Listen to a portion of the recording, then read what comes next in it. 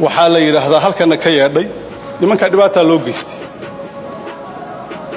waa run dhibaato loo geystay laakiin ummadda Soomaaliyeed dhibana uma aha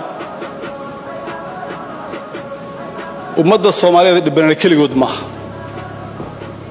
meed maxaa u dambeeyay baa la kala sii sido 8 bilood oo xiriir ah bay la sacaano duqeyn aan loo aabayeelin ka wadin maamulka goonigoostka dhibanihi u dambeeyay baan anigu hayaan laakiin waxaan ku laabsamahay eliidka qaar dana siyaasadeed leh mooyaane shacabka Soomaaliyeed oo dhan ba ka garaabay dhibaatadan soo gaadhay waan ku mahadsanyahay ma jirtay in deegaanadii waqooyiga ee Ingiriisku u gumaysan jiray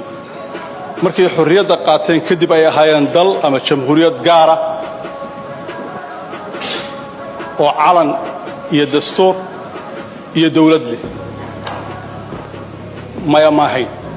waxa ka jawaabaya 26 Juun Hargeysa iyo Laascaanood iyo Boorama waxa laga taagay calanka buluuga ah ee hadda inoo wada taagan waanu Soomaalnimo doonayaa niman Soomaali doonayn hayga daba geynina